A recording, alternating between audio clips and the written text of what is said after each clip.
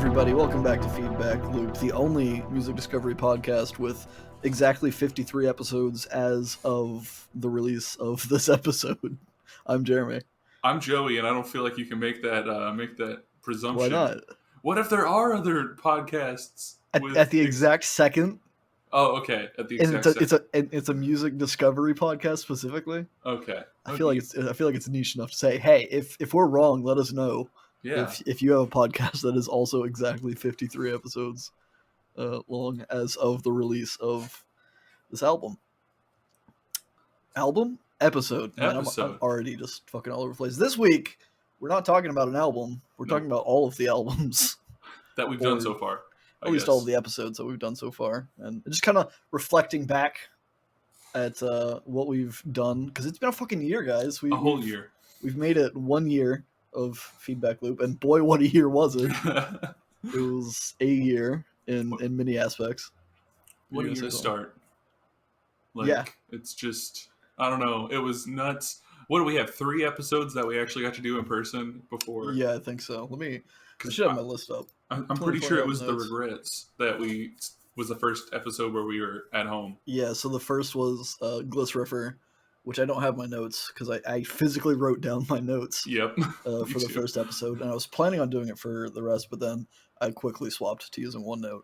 The second episode was Poppy's I Disagree, which fantastic album. Still fucking love that album. Boom.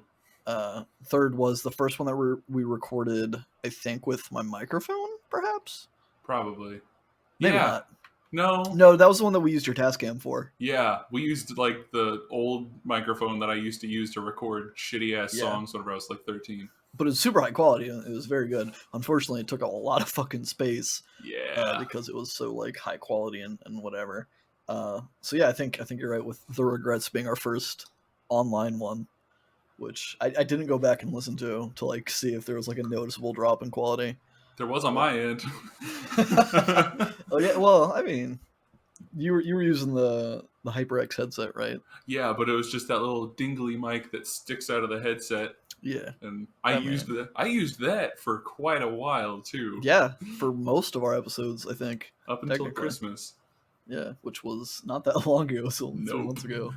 So, but yeah, so we're talking about that shit, which I mean, I guess we already have been, and we're also going to talk about what's to come with the Feedback Loop, and I don't know. I figured we'd look back and talk about things that we felt were subpar for our first year, and things that we should learn from, maybe. Yeah. And then kind of like go from there. So to start off, I have a random list of losses. I have it separated into losses, wins, and then future shit.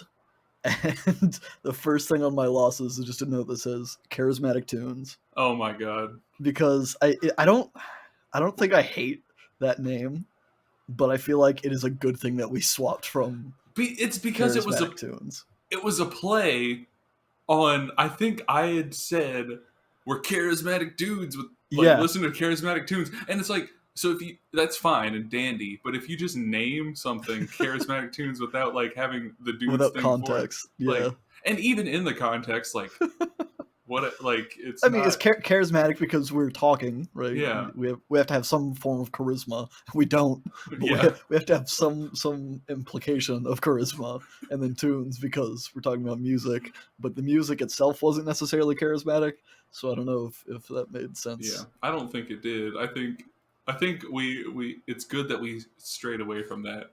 Yeah, for sure. Immediately. Yeah. And granted, that was the first episode we recorded, and it's the only one that we did as Charismatic Tunes, and it wasn't supposed to be released. It was just kind of us seeing how it would work, like logistically, just recording a dry run and seeing how it would sound and how we would, vibe off of each other and whatever, and if we could even sustain a conversation for a length of time about an album, which it worked because we're still fucking doing it, and I still like, I don't know, it's so weird because it's in a way it's nostalgic already because we were in person and we haven't done that in so long. And so I think back, like I can remember sitting in your living room of your my house. It was duplex. A duplex, at the time in your living room on the table, and like I started listening to it, and the reason that I put the Charismatic Tunes note as a loss specifically is because we started off synchronized. We said it in unison. Yeah. We said like, "Hey, welcome to Charismatic Tunes" or something like that. Yeah. And it sounds bad, and I don't like it. But I mean, yeah. maybe it's just me being too critical of myself or of us, because that's the way that people are when they hear themselves, and when they hear their art, when they create something, they hate it. But I don't know, it felt hokey. Yeah, I'm with you, but also I'm coming at it from that same standpoint where it's like I've been re-listening to older episodes, specifically like the really older ones, like the very beginning ones. Yeah. And that was Boy, something were they rough. Yeah, like it was just lots of noise. Especially listening to the first episode, because we were on one table, and Yeah. I'm a very fidgety person. So am I. I was clicking a pin the entire time. And I was just like fucking pounding on my table while we were recording. Yeah, we hadn't thought through the fact that the mic was or our phones were sitting on the table, so when we hit the table, it would make a much louder noise. Which, I mean, in hindsight, I could probably go back and edit some of it out better, but I don't give a shit. Yeah, it's out there. It's a rough cut. It's a rough cut. It's a behind the scenes, I guess. It's our roots. It's not going to be good. It's baby's first song. It's not great quality, but it's there, and I'm not necessarily ashamed of it. I think Charismatic Tunes was a loss. Yeah, I'll stick with that. And going back, I'll follow that up with a loss of probably my first complete and total miss. Please tell me it wasn't the Two Men Gentlemen Band. It was. I have that on my losses notes. Which, fun fact, that episode was literally recorded 1 year from today. Yeah. It was recorded on March 30th. We're recording this on March 30th. It was exactly a year ago. That's nuts. Boy, what an album. Again, I feel like I've said this before, and I probably said it during the episode. I don't think it is necessarily, well, I mean, it is a loss for sure, and there was probably better albums to pick, but I don't think I don't think I'm projecting their ideals onto you, at least from that album, because I mean, that album talks about a lot of like misogynistic things, right? And I think we talked about that, and you kind of felt bad about it, because you're like, man, am I this person that listens to this and like vibes with it or whatever? But I know you're not that person, I guess. So it didn't bother me in that way. It was just the music didn't really stand out to me, and then obviously the lyrical content was a bit off. Weird. It was weird. It was unfamiliar. See, I think I could have done better by suggesting their like the last album, but it's just covers. And it's like enthusiastic attempts at swing. Yeah, and that's another reason I think it whiffed so hard, is because I knew that existed. You had told me that they make swing music, or that they did covers of swing songs. Yeah. And so in my mind going into it, I was like, oh, this is going to be like swing music. It's going to be jazzy. It's going to be fun and hip, and it's not. It's like more bluegrass. Like, it's kind of bluegrassy. It's kind of folksy. It's kind of like rough and raw and stuff, whereas like swing is usually smooth. But there were a lot of reasons that went wrong, and I would say that I don't blame you, but I do, because you're the one that picked it. But I don't hold it against you. Well, I'll that's say that good. much. Not as much as something else that I'm going to talk about in a little bit. I think it's both on our list. But the next thing on my list was actually a similar whiff, I feel, and I feel guilty about it still, is the Lorde album. We were gonna do we did do like a dark pop series of a few, like, not necessarily like underground sounding, but I don't know, just dark pop to me is kind of like, it still has the melody and the brightness of pop, but it's usually darker in content and sometimes darker in sound. And Lorde's first album very much embodies that. I don't know why I picked her second album, because it is not that at all.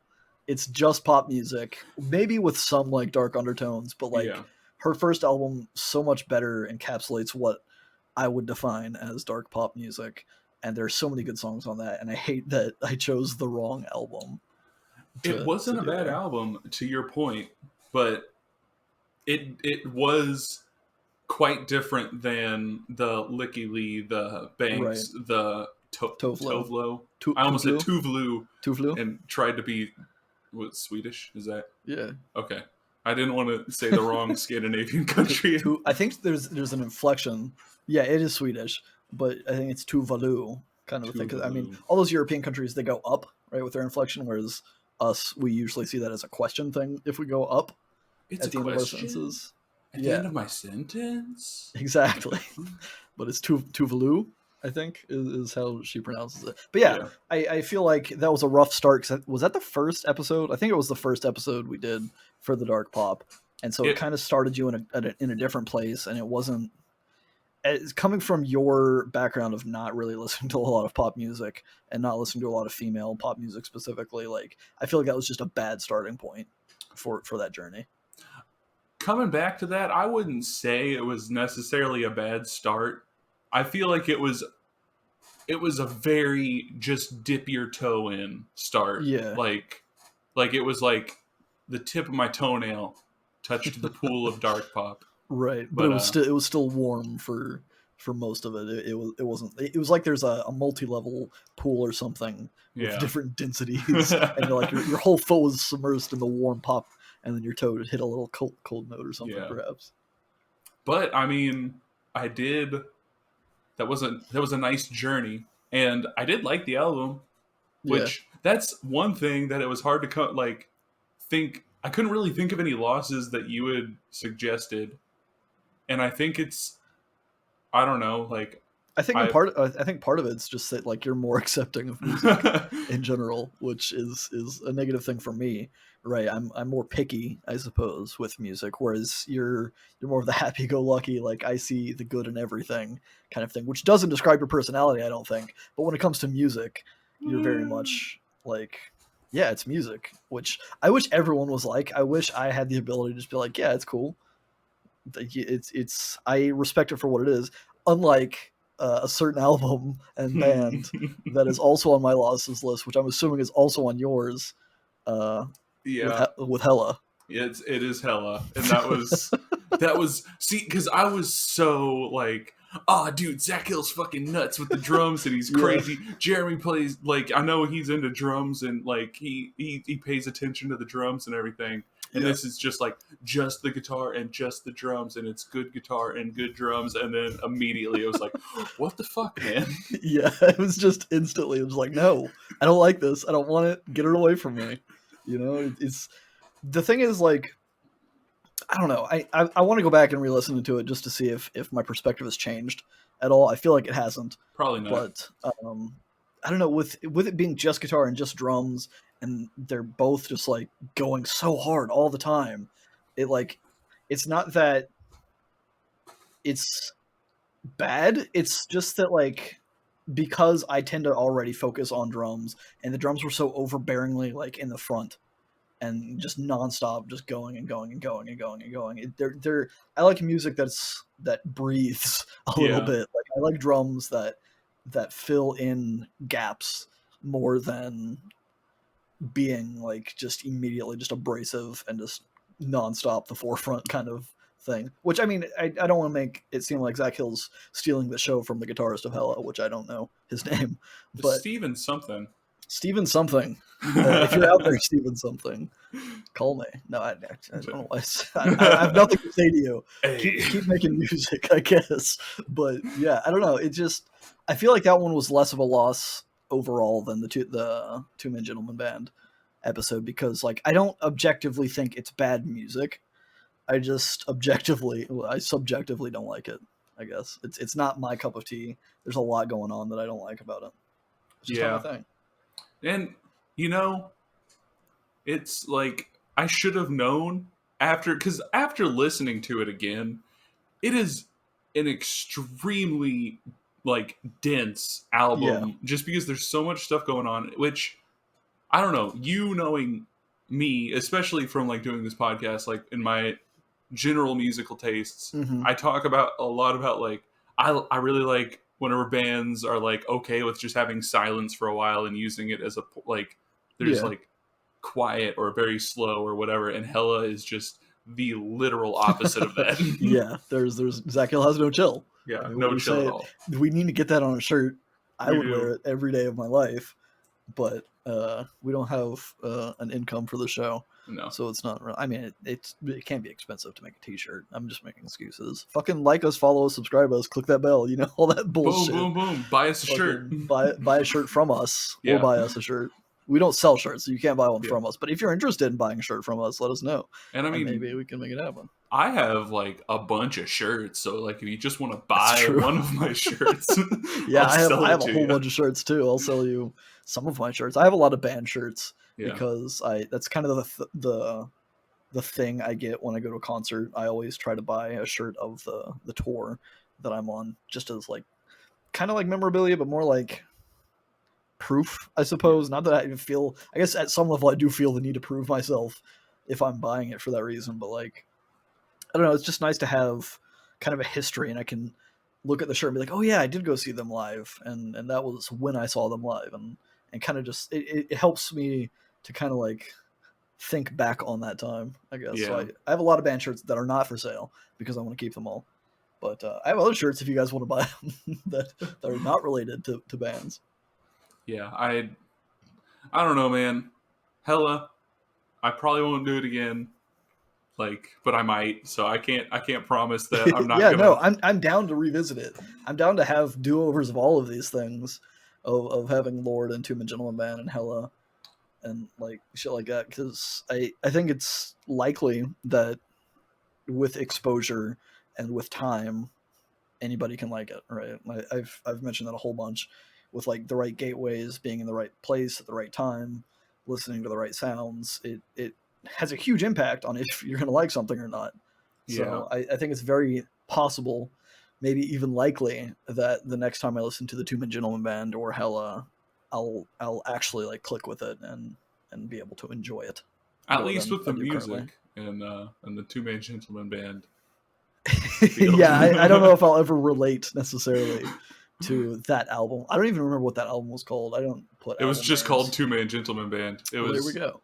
Because I could have picked what was it? It was it was, I don't know. They have one that's on like disasters and stuff, and it's better, but not like, it's still kind of in the same ballpark. But I don't know. There's some gateways that I've been thinking about into Hella that maybe would work. Sure. But I'm totally down for that. I'm going to have a do-over of at least Zach Hill with some of his other stuff, because he's been doing a lot of other stuff. Well, he's in Death Grips, right? He is in Death Grips. We've talked about doing Death Grips at some point. I think I'm interested in listening to Death Grips because they've been on my radar, but I've not actually like listened to any of their music. I've heard a song or two maybe, which is why that they were on my radar, and I've been meaning to check them out forever, and I just haven't. And now that we're doing this podcast, I'm not necessarily avoiding it, but it's always in my mind when I think about Death Grips, or when I see somebody talk about Death Grips. I'm like, hey, that's the thing that we need to do on the podcast, kind of thing. Yeah. Other losses. Yeah. Do you have any more? I was going to talk about, there's one loss that segues into wins very well.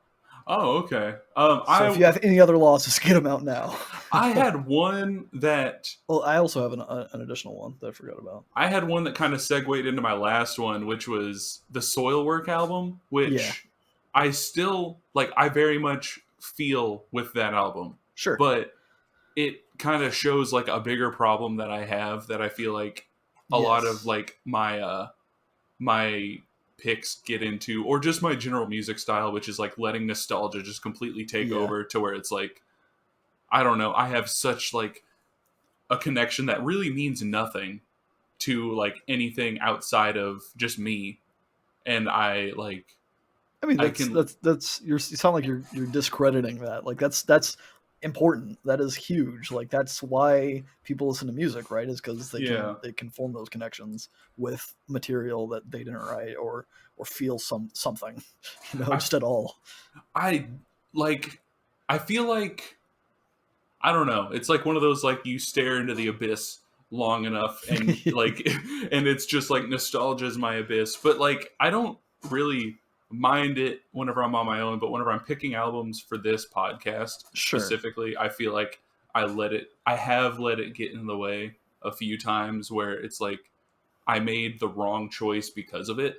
Not necessarily the wrong choice, but not the best choice, not the optimal choice.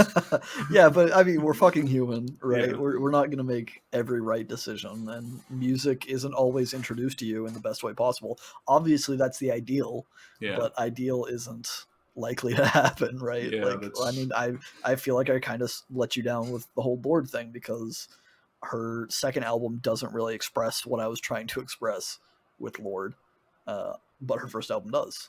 Or at least it does so better, I think. I honestly, like, I was looking through our episode list, and I saw Soilwork, and I was like, I bet you Joey's going to put that down as a loss, but I'm not going to, because I didn't objectively hate the album. I didn't dislike it. It was just kind of in that lukewarm kind of meh territory with me, which, I mean, I guess is offensive to musicians, right? Because at least there is a school of thought that I subscribe to where even if people hate it, if they absolutely hate it, that's good, because the point of art is to make people feel something or to think something. Whether that's a positive or negative emotion, it doesn't matter. I mean, I guess it matters, but it's not a loss. The worst thing would be someone just to not care or not feel anything, or just like be completely neutral with something that you make. Yeah, I feel that for sure. But other things I have down for my losses. One is not an album specific, but we talked a whole lot about things that we'll discuss in a future episode. Oh yeah, we'll get to that. Yeah, we'll do that. We'll talk about that in a future episode. And it kind of like, it became a meme for us, right? With the discussions for another episode, which I actually at some point started writing down so that we would go back to them. We haven't done that yet, but even before then, there was like a lot of like, yeah, we'll break down like why we're doing this, or yeah, we're going to break down where we came from, or like what our perspectives are that led us to the music that we are interested in, kind of a thing. And we never did. So I feel like that's kind of a loss, but also last year was kind of chaos. And I wanted to save those conversations, I think, more for like in-person discussions, because it'll feel more natural. It'll be more meaningful and impactful than us trying to do it online. Maybe we'll cry together on camera. But yeah, the other final loss that I have that'll segue into our wins that I mentioned is the whole Neutral Milk Hotel series. I feel like that whole there were what, 4 albums that we did. Yeah, it was Beulah, it was the Apples in Stereo, and of Montreal. Yep, and then Neutral Milk Hotel. That whole series, and this is not your fault at all, but that genre of music tends to kind of just blur together to me. Yeah, it all kind of like sounds the same to me because I haven't like listened to a lot of it, and it's very much that I'm sure I called it out as Joey music when we were discussing it. But that's just like that sound, that style of music still doesn't really like appeal to me at large. And a lot of those albums, or by a lot of them I mean 3 of the 4 albums, really just blur together to me. Like I remember listening to them, I could not tell you which albums had which songs. I would recognize the songs, and I could sing you parts of some of the albums, but for the most part, that's all kind of just like a blur to me. And I feel like that's doing a disservice to you, because like you obviously put some thought into the journey, and you like those albums as a way to introduce somebody to that. But it also kind of worked out, I guess, because the fucking Neutral Milk Hotel album is number 1 on my like win list. It's the first thing I wrote down, is because that album, like, kind of like what we just said about music hitting you at the right time and the right mood and the right place. Like, that album sticks with me because it just like, it came at the perfect time. Hell yeah. And I had like such a positive experience listening to it the first time, and each listen I still like constantly in my head sing the fucking King of Carrot Flowers. Hell yeah. Because it's just so catchy, and I really like enjoy the sound of it. And so that's definitely like one of my favorite discoveries from this podcast that makes us all worthwhile, I think. See, and I have a few. Yeah. So that's not the only one, but that's one of them that quickly comes to mind. Yeah, I have I got a few that like, which I'm going to start with the most recent one, just because... Sure, working backwards in time. Yeah, like, Presidents of the United States of America. I said it in the episode that it might have been my favorite album you've suggested. By the way, that episode's up now. It just came out last week. So you guys need to get on that and listen to it and listen to the album because it's fucking good. Sorry, you can continue. No, you just said it came up last week, and I was about to interject and say, no, it just came up yesterday. Well, for us, yeah. I'm wrong. You're not wrong, but you're not accurate to the perception of our podcast. Yeah. But yeah, what were you saying about the album? Sorry. No, it was just a really good album, and it just, like, I don't know. Like, I'm surprised that I haven't listened to more of their music. Yeah. I feel like I should have. Yeah, that was the thing that caught me off guard, is because I asked you about it beforehand, because I knew you had listened to the Presidents of the United States of America.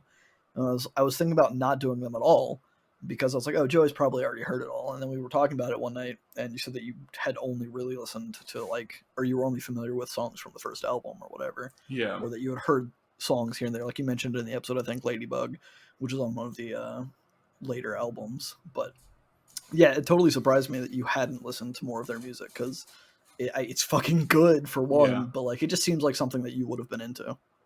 And it is now. It totally is now.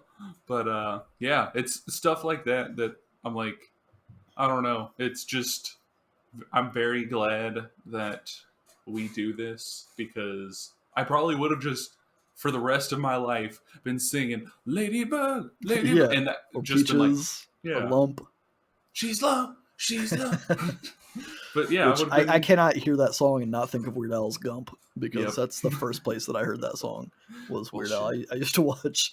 This is I guess not really dating myself as much, but there was Weird Al released a DVD collection of his music videos.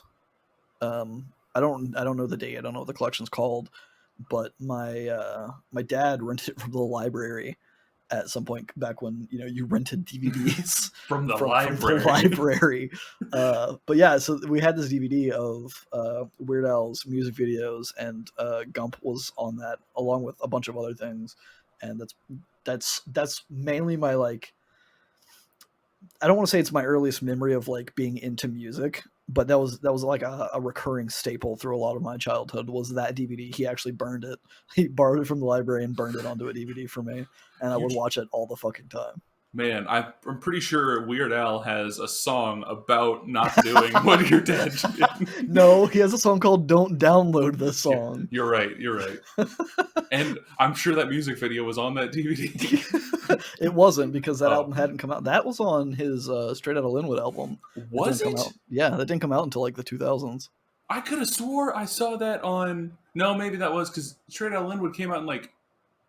It was early 2000s, I think. No, maybe it was late 2000s. I thought it was like 2007. That's kind of what I'm thinking now. Let's see. Straight Outta Linwood. It was 2006. 2006. And did it have "Don't Download This Song" on it? Yes. Are you sure? I'm 100% sure, because I listened to the shit out of that album. That was a good album. It's the last. It is. It's a very good album. It's the last track on that album. Man, that and "Running with Scissors," I listened to it over and over again. So I'm guessing, but before then, or maybe during, I guess, the "Running with Scissors" phase, I guess I would watch those music videos, which they were all like 80s music videos. They were all from like when Weird Al had the thick glasses and the short curly hair, and it was good shit. I fucking love Weird Al, but I would constantly watch that DVD, and Gump was on there, and I didn't understand the reference material because I was young and I hadn't explored music, but that's where my mind goes anytime I hear Lump now. Well, at least that's a good association to have. It is. Good music to other good music. Speaking of good music, man, fucking Corbin, right? Corbin. Yeah, dude. Hell yeah. I just can't, like, I still cannot believe that, like, it's such a fucking mood. Yeah. Listening to Corbin's Mourn, his voice is just the most expressive of any artist I've heard, I think. And which is obviously a huge, probably oversight. But he fucking belts it, and you can tell he's feeling everything he's singing, and the music is just fucking clean and simple. I'm ecstatic that was such a hit, because it came around the time that we were talking about like Joji, I think. Yeah. We did like Ballads 1. I don't remember the other artists around that time, but I guess I could look. I probably should have had our album list pulled up. Pretty sure Tyler the Creator was around then. Yeah. And I don't know, those albums were okay to me. They didn't really resonate, but fucking Corbin just like knocked it out of the park. 10 out of 10. I fucking love that album. I've gone back to listen to it a couple times since then, and it's just always like you can feel the pain, and it's fantastic. Go listen to that album. But it's also that was kind of an episode of like serendipity, right? Because that was released around the times of like all of the like big Black Lives Matter movement and stuff, right?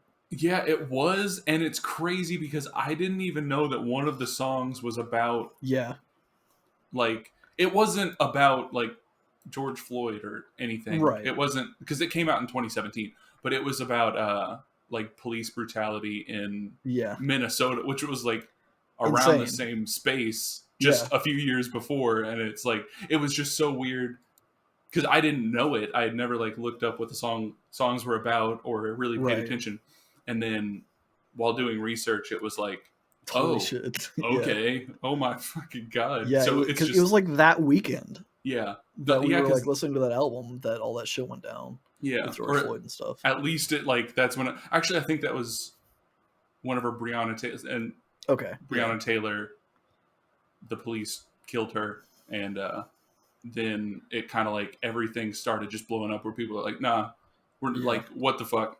No, what a fucking crazy year, guys. Yeah, Jesus for real. Christ.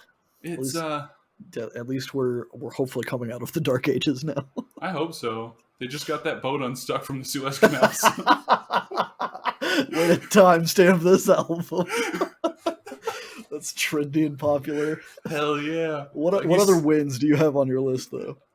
So going backwards, Chevelle is the next one. Yeah. That Chevelle album, Sci-Fi Crimes, so good. Was really fucking good. And not only because the album was good, because that week, like, listening to that album made me revisit a bunch of, like, albums that I had listened to in that same kind of genre. And it put me in a huge mood. And, like, whether that it was good or bad, it made me feel nostalgic. Yeah, like it was nostalgic. It was like just the way those albums make you feel. Even I don't know, just kind of like a mood. I don't know how to describe it. It wasn't like sad. It wasn't like I don't know.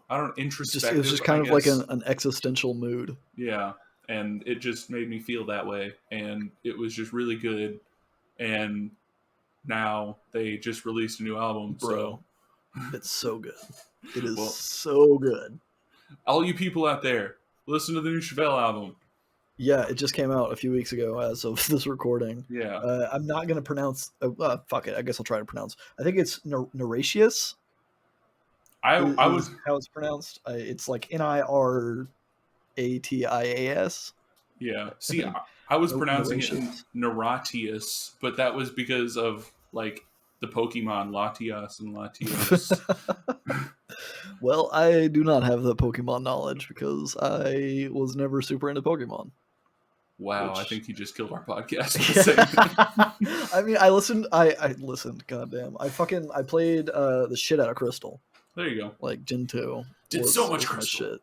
I did so much Crystal, but I never really like played any other ones. I've tried to play them since, and I just can't get into them. They're so like grindy and tedious, and I don't know. It's not my thing. Jeremy, you play Guild Wars. What are you? Well, okay, it's a different grind. The gameplay feels better to me. JRPGs in general don't like super appeal to me. Yeah, I feel it. I mean, I don't like any JRPGs really except Pokemon, so I can't say too much. Well, Pokemon's special, and it holds a special place in everyone's heart. I get that, but I don't have that experience necessarily because it wasn't my thing. Yeah, but this wasn't meant to be about Pokemon. This is meant to be about how great Chevelle album was. How great things that we've discussed. Yeah, we're discussing things that we've discussed that we enjoy discussing. It opened up a giant, just like the floodgates to a bunch of other music that I hadn't really listened to in a while, even though I really like it. So it was like getting sucked back into the past. But like, which is where you love to live. I do. It's like an obsession, and I don't fully understand why. You have to pay a therapist to find out why. I'm not doing that shit. I've tried to do that a few times and it never works. Well, it was for other reasons, right? It wasn't necessarily to focus on why you're stuck in the past. That is very true. It was not, because it was in the past. The past that I'm going back to most of the time is around the time where I was going to therapy. Maybe that says something. Maybe you just like therapy and you don't realize it and you miss it. I'm just no. Okay, I'll just. Joey doesn't want to say don't get therapy. No, I do want to say get therapy, but I was about to say it's very hard to find the right therapist. And yeah, that's very true. It takes a long time, and I just didn't find the right therapist. We ain't got time for that shit. Yeah. You know what I do have time for, though? What? Is talking about more wins from our podcast. Fucking Deaf Heaven. Hell yeah. Deaf Haven? I think it's Deaf Heaven. I'm upset that I don't remember. But yeah, fucking Deaf Heaven. I threw that album on Sunbather the other day while I was driving, because it's starting to get warmer, but it's not always super warm now. But I went for a drive and I threw on that album, and God, that album just feels good. Yeah, it does. Like just the sounds. I don't think I appreciated it as much when we talked about it, but like I don't know, it's just something like hit me, and it's like I want to listen to that Deaf Heaven album, and I put it on, and it was just like, God, this feels great.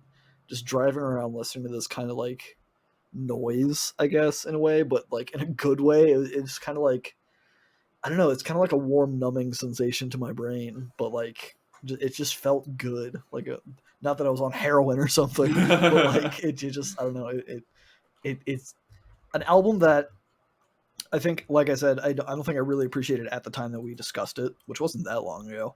But I think I appreciate it more as time goes on, and like the weather changes, and I'm in a different like headspace for it or whatever. And it's just like, and it's not music that I would regularly listen to, I don't think. Like I was thinking about it as I was listening to it the other day. I was just like, this is like, I don't think I would ever consider myself being like a black metal guy. And this kind of like shoegazy aspect to it that's brought in, it just like it captures something of the black metal and of music in general that just like it hits a note, and it just runs with that note and that feeling, and it just like I don't know, I can't really describe how it makes me feel. I just enjoy listening to that album when I'm cruising around because it just feels good. It feels really good, and I'm gonna piss off a lot of like true cult black metal heads. I think you mean Cavolt. Cavolt, yeah. I Cavolt. We're Jewish now, Jewish black metal. Dude, I'm sure somebody's done it. That's gotta exist. I'm sure somebody's done it well, because I mean, you got some pain there. But like I feel like the shoegaze aspect that they bring in, not like they did it. I don't think they did it first or anything, but I feel like it's something that just works really well with black metal, and it's something that almost I feel like should have been there from the start. Yeah, but because it makes sense. Like when you're listening to it, you feel like it makes sense. Yeah, even though like on paper it probably doesn't, because it's like a dude screaming in a voice that you can't understand, screaming things with this kind of like spacey, vibey music. Yeah, but it is just kind of like a wall of sound, and that lends itself perfectly to the screaming. And as I was driving, I was thinking, I was like, I have no idea what he's saying. Like we discussed this album, we talked about what he's saying. I don't fucking care what he's saying. I can't understand it. It doesn't matter. It just like it hits such a note inside of me that just feels good. Yeah, it's real good. And you know what else is real good? Jose Gonzalez. Yes, I was hoping to mention this. Because, so this was the first album after the whole, after the Neutral Milk Hotel, after the Elephant Six. Yeah. Escapade, whatever. Yeah. And so we had been listening to nothing but like that music for 4 weeks at that point. Right. And this was just such a needed break. I had never listened to Jose Gonzalez. I had never I don't even think I'd heard of him, honestly. I think I'd probably heard a few of his songs just like in passing. Like I think I went back and listened to like some of his more popular songs, and I had heard them before. Sure. But Veneer, it was just such a good album. Like he's just 100%. So like gentle, but like he just knows exactly where to pluck to make the songs like super emotional and like they connect. Like yeah. each song connects. Like I still go back and listen to this album whenever I need to just kind of chill and reflect for a while. Yeah. And it's really good. Like, so the album I suggested after it was Dead Legs and Alibis. Yep. By Dark Captain, Light Captain, Dark Captain. I guess whenever it came out, it was just Dark Captain, not Dark Captain, Light Captain. Yeah. But I like this album more than I like that album at this point. And it's just really good. It's a vibe, man. It's a total vibe, and I'm all about vibes. Yeah, he has I don't know if he has a new album coming out. He released a new single, and I think I tagged you or something and shared it to you. You did, and I liked it. I think it's his first song that he's ever sung completely in Spanish, which is pretty fucking cool. Hell yeah. Yeah, fucking Jose Gonzalez, 10 out of 10. We talked about it on the episode, so I'm not gonna drone on about it too much here, but it's very nostalgic for me, and that album is just like. It's an album. It's kind of a constant album, kind of like I mentioned, like Weird Al just was like always there. Fucking Jose Gonzalez, that album was always like stuck with me for one reason or another, and I'm fucking glad it did, and I'm glad that you enjoyed it. Hell yeah, because it makes sense that you would enjoy it because I was kind of worried because you used to be super into like fingerstyle guitar. Yeah, was the way I was seeing it. Is like, oh, Joey, like when he was 5-10 years ago, whatever, was like super into this kind of music. I don't know if he still is, kind of thing, or if he's changed his perspective on it. But so there was a little bit of hesitation, but also like I knew it was a good album, and I had a good feeling that you would like it, regardless of what you felt of fingerstyle guitar or whatever. Just because like he's like you said, he's so gentle with it, and he's so good at it. Yeah, he's a true like artist, and he's just technically proficient with it, and it just feels good. Like that's the only thing I can keep saying for all of these bands is it just feels good, because that's what music does to me. And that's what matters, is if it feels good. It does, man. You know what also strangely keeps coming back up in my rotation is, well, not necessarily my rotation. Fucking The Tallest Man on Earth, strangely to me. Whoa! Yeah. Holy shit! It like I don't think I've listened to that album since we discussed it, but I'm constantly like the melody and the lyrics to the start of that album. The fucking Where Did My Bluebird Fly? Yeah. Is that the first track on the album, or am I misremembering? I don't remember. It doesn't matter. Yeah. But yeah, the fucking where does my bluebird fly? And like, I want to Serengeti. Yeah. And I remember like recording that. I wasn't super into it when we recorded that episode, and I was just like, it's kind of like there's a lot of it that was kind of hokey to me, or it didn't like feel right the way he was singing it. But like, I still think about that album pretty regularly.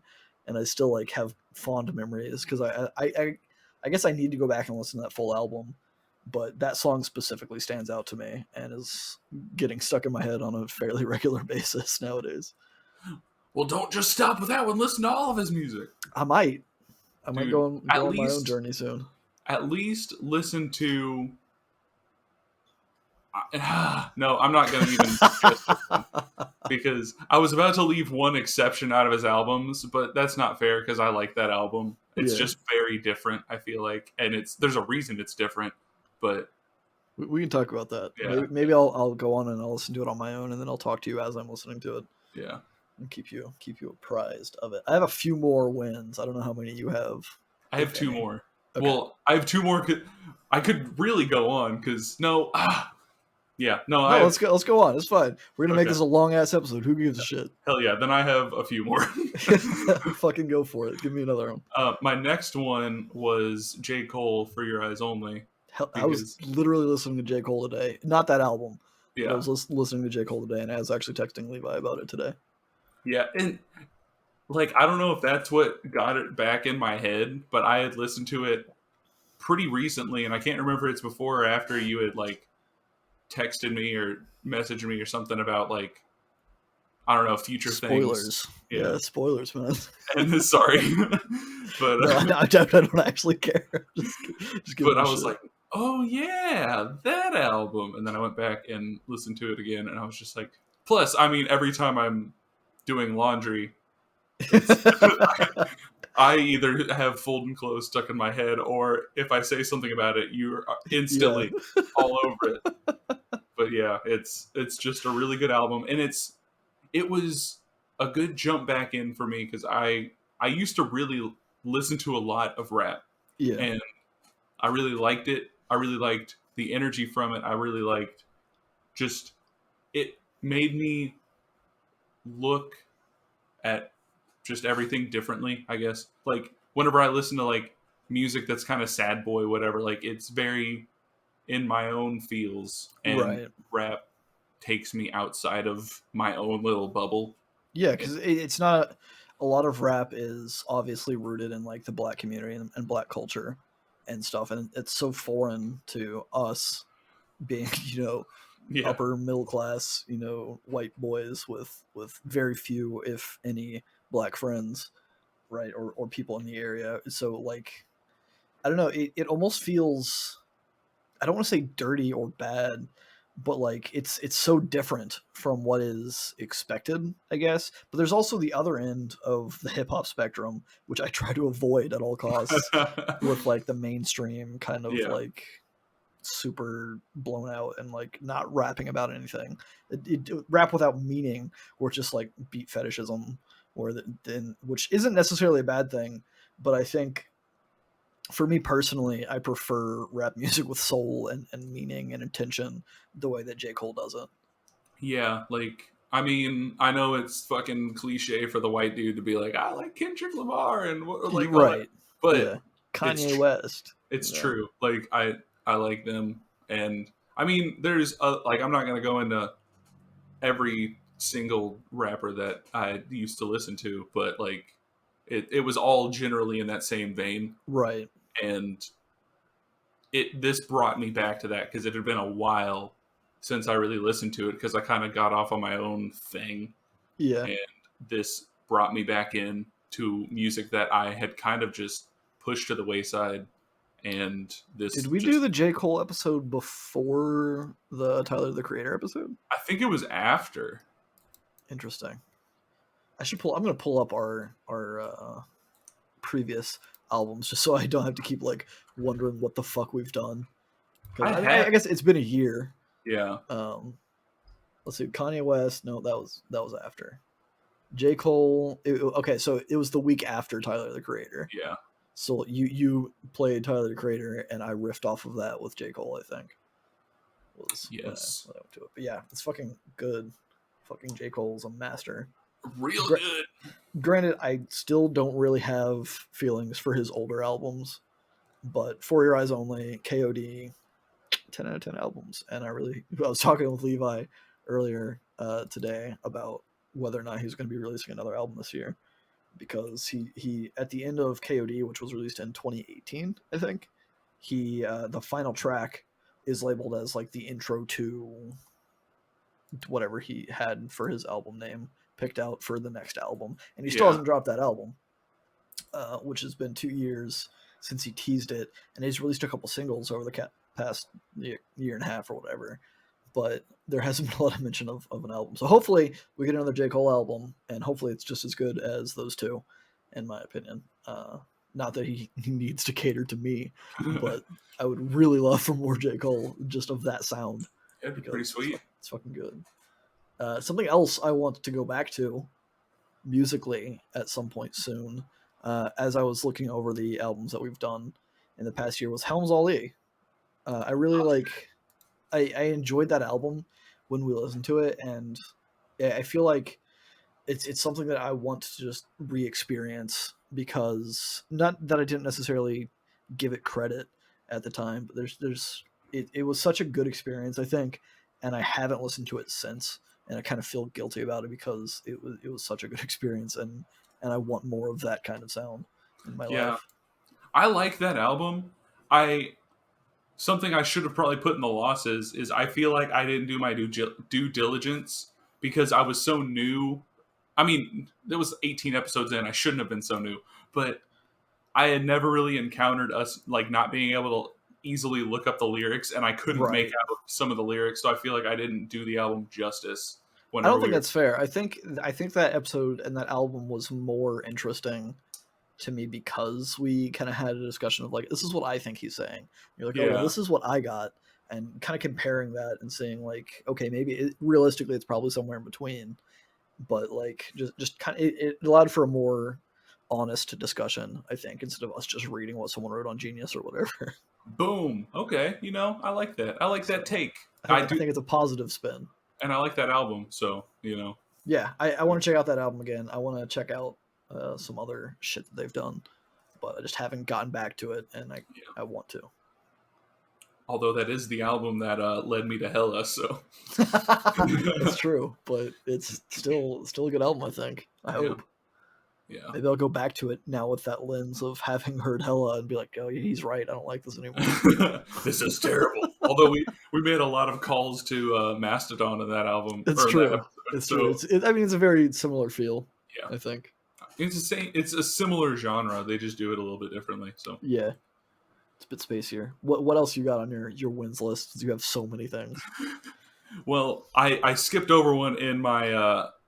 I was trying to go backwards, and I got lines crossed because I'm talking about stuff that you like. Obviously, I like all the every album that I recommend is a win. Yeah, every not necessarily episode wise, but I like all the albums I've suggested, so it's not like I was discovering anything whenever I did it. But dude, I've gone, but like I liked the Dark Pop Saga. Okay, I did, and I feel like I was into it, but I feel like I wasn't as into it as I should have been. And this is going to be a double because these albums were back to back. Right. But Melanie Martinez, Crybaby, and Tuvalu, Blue Lips, boom. Yeah. 2 really fucking good albums back to back. That was too bad they had to be separated by Hella, but we'll leave that out. But I've marked other albums on the list that are for potential like Dark Pop 2, kind of revisiting with some different artists in that same vein. So maybe we can clump them together and be in a better space for you to enjoy some more Dark Pop stuff. I think we should because it doesn't have to be like anytime soon or just whenever we'll feel it out. Yeah, but lately in my personal listening, I've gotten into a lot of stuff that captures a similar feel as at least some of the music in that Dark Pop. But like, I don't know. I feel like those albums were what I needed at the time, even if I didn't know it, because of they were very female fronted, which is something that I feel like I was past it at the time. Yeah, but it's something that it's lingering. Perhaps. Yeah, like it's just kind of something that we've talked about like one of my issues is that whenever I was younger, I never really listened to like I actually just stayed away from like female fronted music, right? And it really put me at a disadvantage for trying to find good music because there's a ton of great music made by women. Yeah. And I was just like, nope, you know what? I'm an asshole, so I'm not going to listen to it. Yeah, women are physically incapable of being as brutal as the guys in Death Clock. Yeah. And I can hide behind the excuse of like, oh, but whatever, like in high school being a guy. Yeah, peer pressure is a huge thing. But also, I listen to plenty of music that I know my friends wouldn't have approved of or whatever. Like what? Dish? You gotta. What is it? Share the tea? Is that the hip thing? The tea. I don't know. Like I listen to a lot of like. Say Britney Spears. No, not Britney. Britney Spears is a girl, man. But I listen to a lot of like the screamo like type stuff, like which is like the group that I hung out with was very much not that. Yeah. I can feel that. That was something that you kind of hid, and you were like, "I'm gonna do this in secret," or whatever. What screamo are we talking about? Are we talking like Like My Chemical Romance, or like Mayday Parade or okay, something. okay, that's a little bit further than I ever went. Like extremely emotional, yeah, like type stuff. Little emo stuff. Did you ever hit like Never Shout Never, or like No, I did not. It was All Time Lows, somewhere in between, right? All Time Low was okay. Like I was okay with that, but like Never Shout Never, I just couldn't do. Yeah, it just didn't. I think I was in a similar place.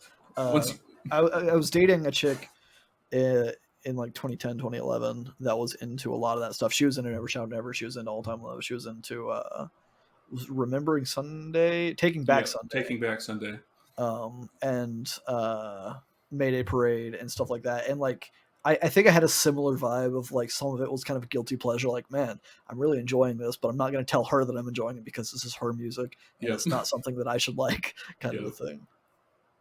It fucking was... throw that. If you're in high school or middle school or whatever listening to this, hey hello, thanks for listening. Hi. But fucking unabashedly listen to whatever the fuck you want to listen to. Yeah, it's not worth trying. I mean, I guess to say it's not worth isn't necessarily fair, but you have nothing to prove to other people by adhering to their musical tastes. You know, if you don't have to listen to fucking whatever hip hop or pop is played on the radio that your friends are into, fucking find your own journey and experience as much music as you can and love it unabashedly. Yeah. I do not believe currently in guilty pleasures at all. I think it's bullshit. I think you should never feel guilty for listening to something. I listen to a lot of female-led pop music. I listened to fucking Avril Lavigne was one of them way back in the day that I always listened to. And even back in the day, I don't think I was necessarily embarrassed about Avril Lavigne, but that's the one that always comes to mind when I'm thinking about like, what are my guilty pleasures? What were my guilty pleasures? Yeah. And Avril Lavigne's Let Go was always one of them that I could sing every word from that album front to back. and it's a fucking good album, and I don't feel ashamed for it at all. Well, good, because I'm with you. I don't believe in guilty pleasures. If you like music, you like music. Yeah. Like, but I wasn't that way whenever I was a weird, awkward dude trying to fit in. I don't think it's your fault. I mean, I think it's my fault. It's not. But I mean, if somebody else were to say something, I wouldn't blame them. Yeah, I mean, it's just there's so much peer pressure, and it's such like an important period of your life, right? And you're trying to make friends and then maintain friendships and shit, and that's more important than listening to music you like, right? At least at the time. So I definitely don't blame you. But speaking of strong female fronted musicians, I've written down, this is my last win on my list, is The Regrets. Their album Feel Your Feelings, Fool, was an early one. It was our 4th episode. Yep. Like you said, it was the first one that we recorded from home. But I don't know, I just revisiting that album for me, because I hadn't listened to it in a while, was great.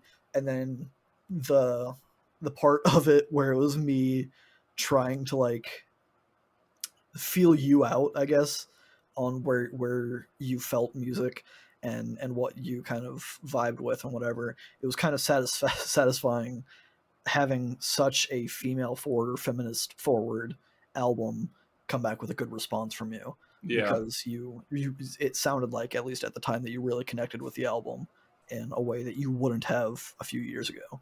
Yeah, and you know, now that's one album that I don't have to talk about now, because I had that on my wins, but you know, I liked it a whole lot. It was great because it just had that, like, it came off of the Nana Grizzle. Mm-hmm. It was the next one. Yep.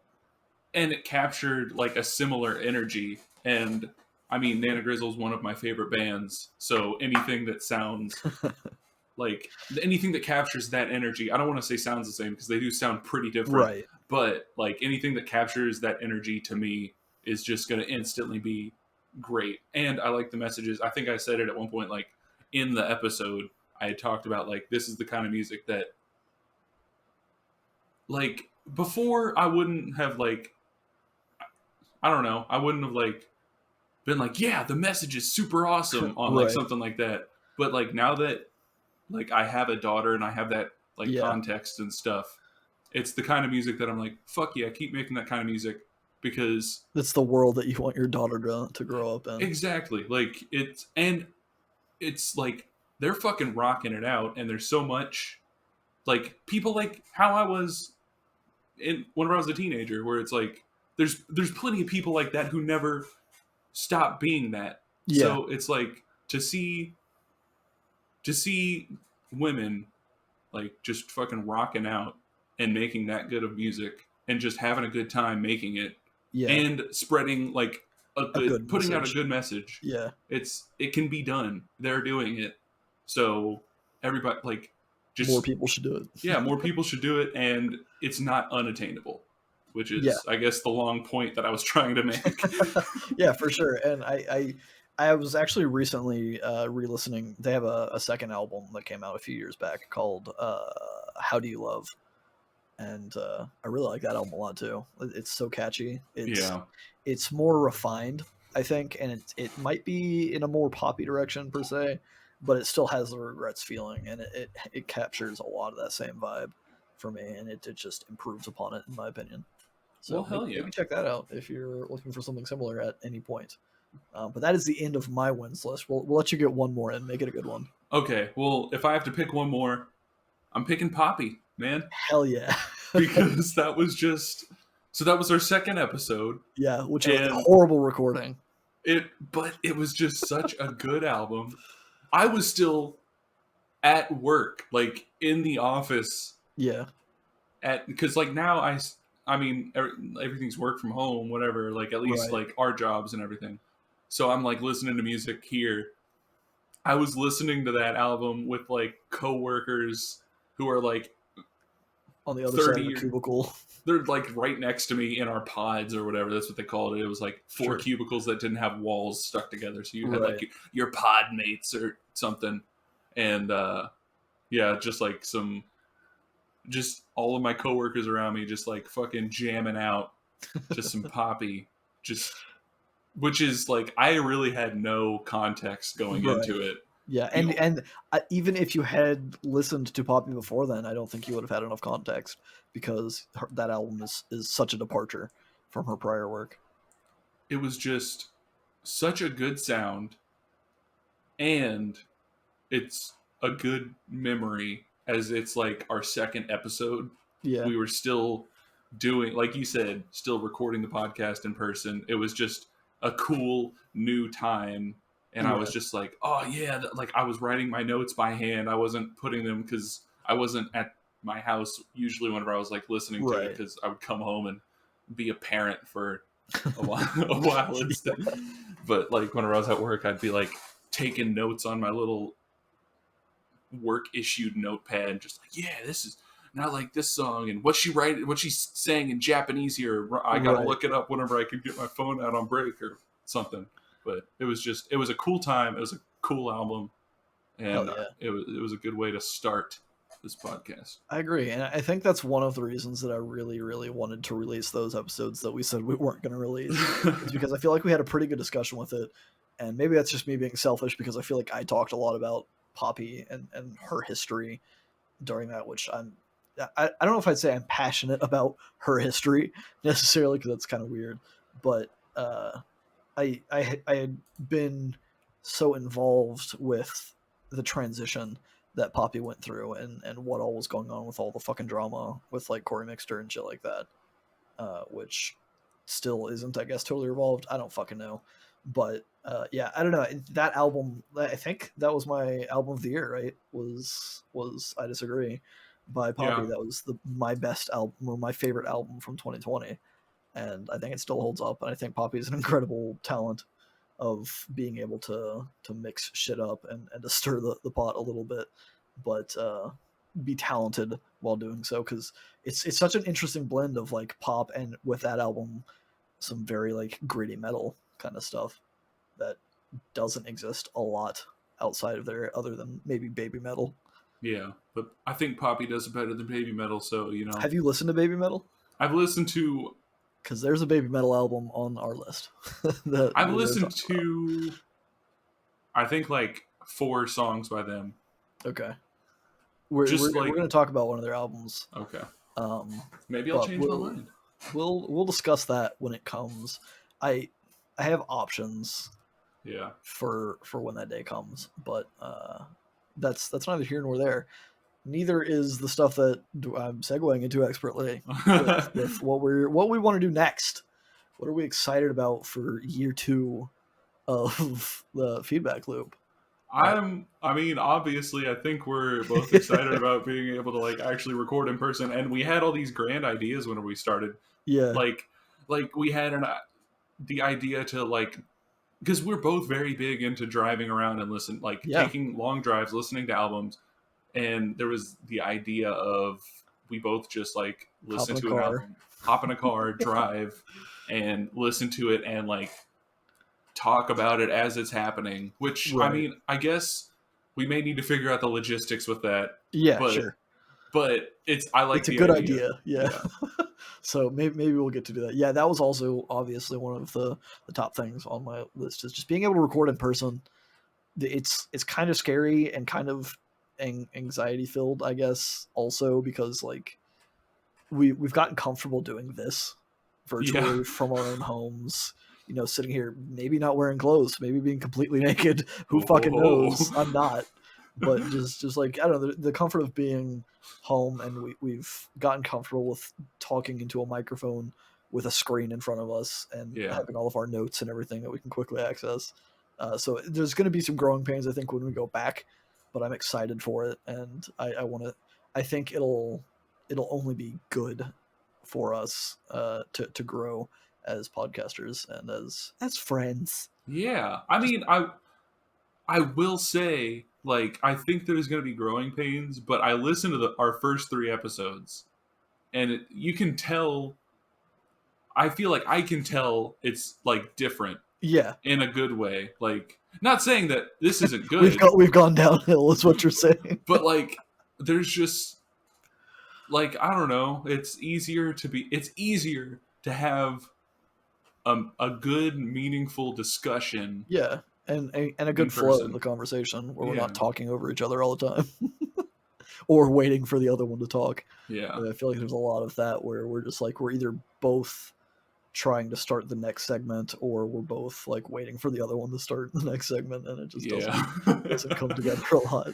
But that's what happens when we record from home without video or anything. We're just we're winging it. I think we've adapted pretty well. Yeah. But I'm still excited to go back in person. Related, potentially, as a future thing. Maybe not going as far as doing the car show in the near future, but having video, I think, is a very real possibility, perhaps for the next year. Yeah. Of us, which would be good for our YouTube growth, because currently we don't get much traction there, which is understandable. I mean, people don't go to YouTube to watch podcasts. To watch a picture of our logos. Our crappy thrown together Photoshop logo. Maybe that's something else that we have to look forward to, is maybe getting a redesign. Maybe we'll be re-energized by meeting in person. We'll be able to talk more about business moves, I suppose. Business. Just like business stonks. And like, I don't know, maybe we'll have some redesign, or maybe we'll do some actual merch stuff, or set up like a Patreon or something. Just some way to like actually get something happening other than just us talking. Not that it needs to be more than just us having fun and talking, because I feel like it's good enough for me. But it'd be cool if we could also make money doing it. Yeah. Wouldn't that just be the dream, you know? It would be. Yeah, that was like, I don't know. It's just, I feel like that would be the wind in our sails. Right. And it also like just the state of the world. Sleepwalking sailors. Yeah. Drifting at sea. Drifting as much as my thoughts. But, you know, it's like, I feel like, not necessarily, I guess this doesn't really have anything to do with recording in person, but I do want to do more like, instead of just going back to albums that like I like from my past or something, sure. I want to try to find new albums. Yes. Like that are new for both of us, and we both listen to them or something. That is also on my list. Just, well, not specifically that, but I wrote in 3 different bullet points. I wrote more hip hop, more jazz, maybe country. Just like, maybe just expanding, because that was really our intention going into this, and I think us sharing albums that we're familiar with is a good starting place to kind of develop our routine for the show and kind of get comfortable with that. But I would also love to just branch out and do things that normally neither of us would have listened to or have little experience with, at the very least. I like the sound of that because I'm always down for new music. I get in ruts. Like, yeah, I know this is like, I feel like there's plenty of people out there that can relate to this. I will like find something that I like, just drive it into the ground with how much I do it, and then it's like, okay, I gotta stay away from this for 5 to 6 months or whatever. Sure. Just take time off. Which, I mean, I'm obviously not like that with everything. There's definitely constants, but I feel like I do get in ruts where it's like, right now I'm starting to listen to more vaporwave again after listening to way too much vaporwave for like a year. Sure. But something else that's tangentially related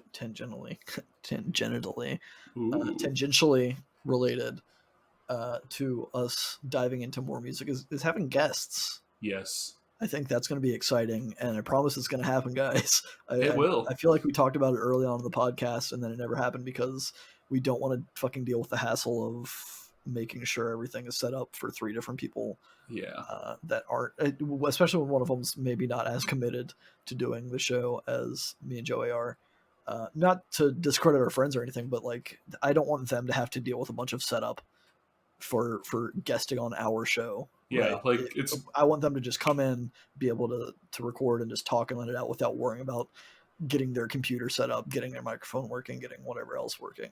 Yeah, it shouldn't have to be a pain for a guest to show up, like, right. Other than just like, okay, I got to drive to this place and just say some words for an hour. Cool. Yep. Yeah, I can do that. Which, I mean, there's obviously some logistic issues with that as well, because we're all living at separate houses, separate places. We don't have like a recording studio or something, perhaps, but that stuff we can figure out without the guest having to worry about it too much. Yeah. And I think recording online, while maybe more convenient in some aspects, wouldn't lend itself well to what we're trying to do. Yeah, luckily we do have a friend group that would be suited for at least having decent like microphone headset type stuff. Like, it's not like everybody plays like games and talks online, so at least there's something like that. But setting up time, I guess, is scheduling. Which, I mean, scheduling is going to be an issue regardless, but. Yeah, I don't know. I'm fucking excited to have some people on and maybe even have pseudo guests, I guess. If we get a bigger following, having listener suggestions, having people that listen to our podcast suggest albums to us that they love or that they want us to talk about. Because that's honestly, like, that's the best way to get that variety, I think, that we're both seeking, is to have someone from a different perspective, someone from the outside giving us fresh information, like, hey, you guys should check out this album, and neither of us are picking that album because neither of us had seen that album or had been familiar with that album, kind of a thing. And it'd be more engaging for you guys listening and give you an opportunity to participate in some aspect with the show. Definitely got to get that viewer participation. Yeah, along that veins, I mean, we're toying with the idea of having a Discord server set up. So no promises on that. Definitely no promises, because no timeline or anything on that. But that's something that I think we both want to get up, and it'd be a good way to interact with people and hear other perspectives on music.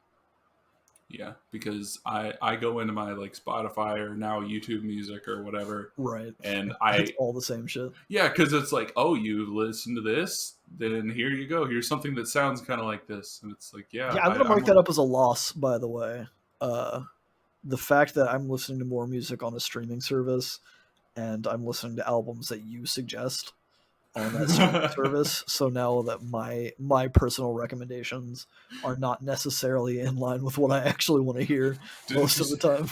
Did you say a Jacob Collier song popped up on your super chill mix or whatever? Yeah, stuff like that happens. I'm just like, okay, I get it. YouTube doesn't know better, but it's a minor annoyance when I'm trying to find something to listen to that I'm just like, that I'm just gonna vibe with.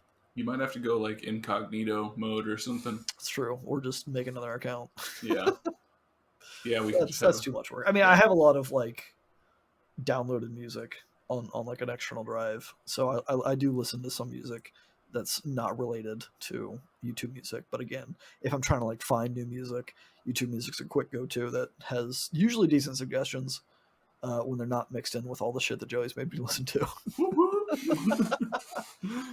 Other suggestions, other things that I maybe want to breach is having like playlist episodes. There were a couple of ideas that we have floating around. I think I have a list of them, of types of episodes that we can do. I think doing like an episode on a playlist or describing playlists or how you go about making playlists or whatever. Just that could be a whole fun thing. Yeah, I like there's a method to my madness, but it's not much of a good method. But it makes sense to me, and it has led to some interesting play. Like it honestly shaped the way that like I connect music, which is just like I don't know why, and it leads to me a lot of times saying, oh yeah, this band, yeah, I know them because like they sound like this band, and everybody's just like, no, what the fuck are you talking about? They don't at all. But I mean, yeah. I think that I think it's very valid. I think that there's a lot of very personalized experiences with music that lead you to connect things that maybe aren't easily connected or commonly connected. I mean, like obviously I have things like Helms Ali and Mastodon. They have a very similar sound, and I don't think anyone's going to disagree with that. But going from like Tyler the Creator to Corbin to Joji, I feel like some of those might be bigger stretches than anticipated. Or Helms Ali to Hella. Yeah. I don't know if that was the intention to go from Hells Ali to Hella specifically, or if that just kind of happened. But so some of those connections, while there are themes in common and certain sounds in common, it might not be as evident, I guess, to people outside with a different perspective. Well, you know, like fucking going from Lord's Melodrama into Banks Goddess, is that how we did that? I don't even. No, it was Lord and then J. Cole and then Banks. Oh yeah, whoa!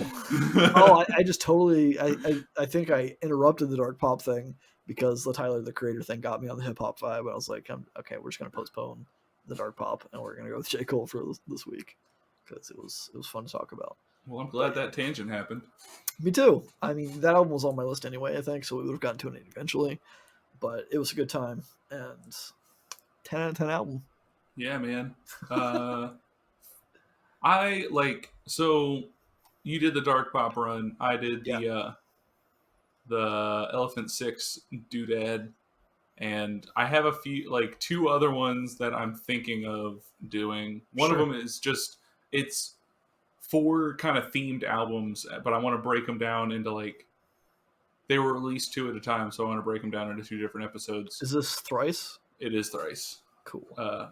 Alchemy Indices 1 through 4. Yeah, that's a plural of index, right? Yeah. Okay. I'm familiar with the albums. I haven't listened to them extensively. I feel like I did back in the day. I listened to 1 or 2 of them. Oh shit! Well, if we'll figure that out. But if you've already listened to them, I'm totally down to experience because I remember literally nothing about them. Oh, okay. But I think I just listened to 1 or 2 of them once or twice back in the day when someone suggested them to me. I was like, yeah, sure, I'll check it out. And then I did. And then I promptly forgot about it. So maybe foreboding, maybe bad juju associated there, but I'm down to try it out. In a similar vein, I mean, we've talked about it. I think we've hinted at it, teased at it, maybe even outright said it this year. The fucking Hayley Williams Paramore saga. Yes. It's coming. It's going to happen, guys. I'm going to make sure it happens in the next year. Hell yeah.